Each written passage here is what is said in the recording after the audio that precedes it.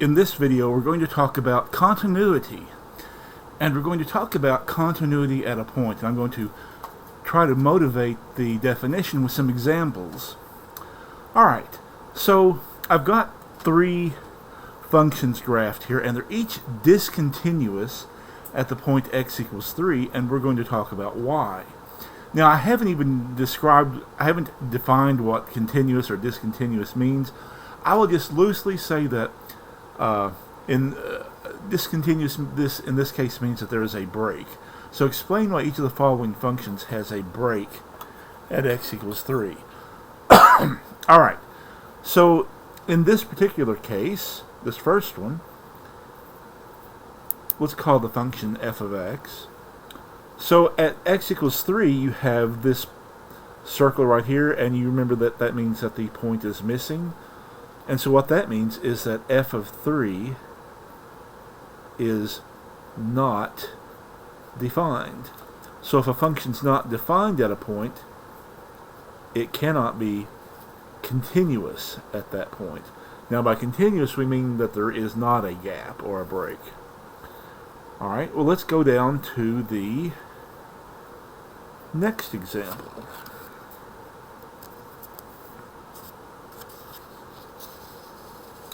Alright. And so in this case, f of 3 is defined. F of 3 is 5. But what's happening here is that while f of 3 is 5, the function isn't headed, the functional values, the y values, are not headed toward 5, at least not from this side. So what is happening is that we have that the limit as x approaches 3 of f of x does not exist.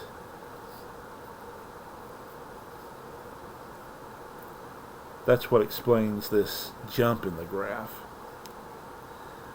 So in order for a function to be continuous at a point, in other words, to not have a gap, the limit has to exist at that point. And now we have this final example.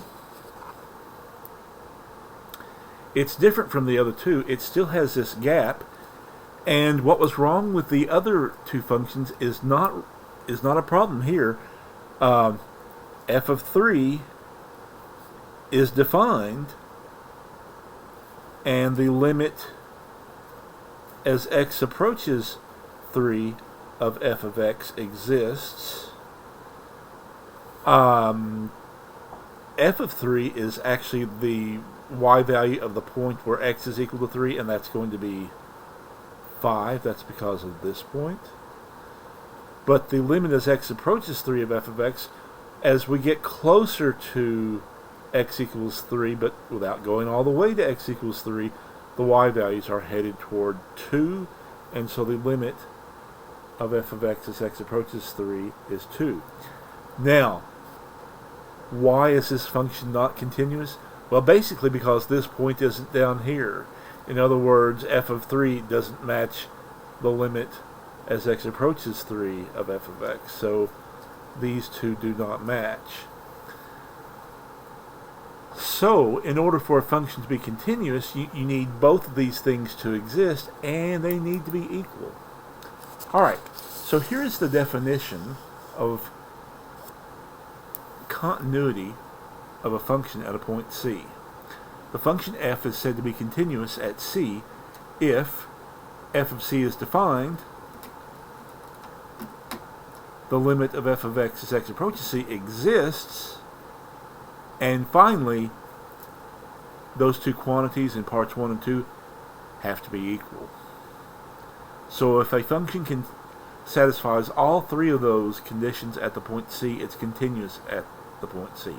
If it fails to satisfy even one of those, then it's not continuous. We say it's discontinuous at 3.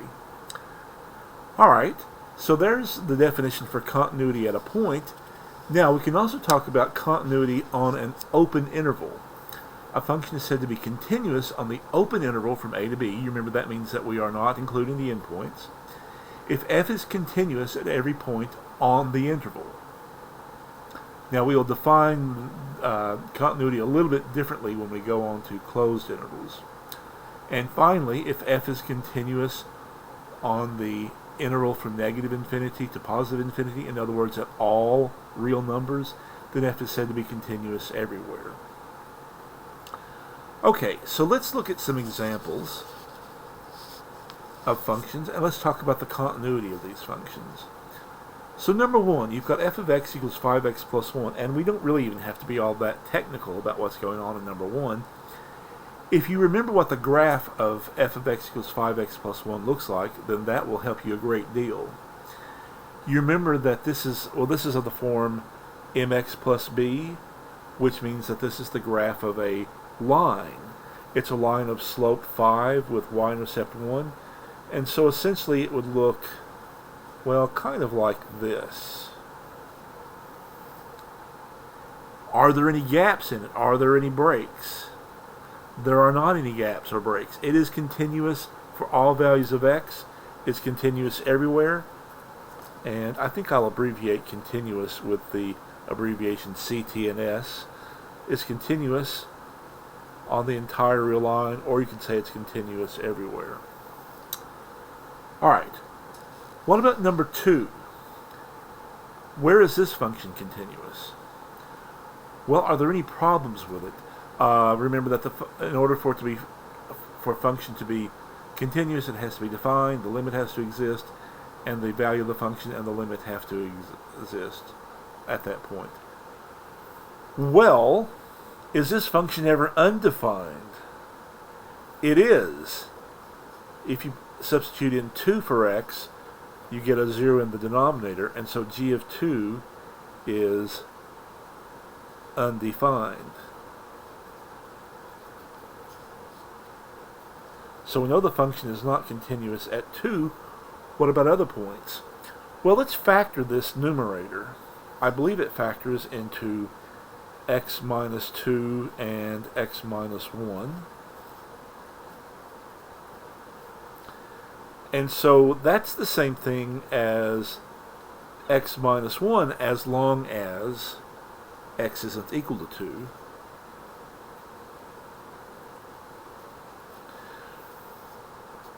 So the graph of this function is the same as the graph of y equals x minus 1, except it's got that point removed at x equals 2.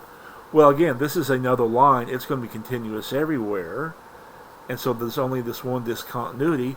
So this graph is continuous on the interval to the left of 2, that would be from negative infinity to 2, and the interval from 2 to positive infinity. Let me move the paper so that you can see what I'm doing a little bit better. And then finally we have this third example, h of x equals sine of x. Well, think about what the graph of the sine of x looks like. You might remember that it has sort of a backwards S shape, but it continues on forever. It's this serpentine shape, and it continues indefinitely in each direction. There are no gaps, there are no breaks. This function is continuous everywhere.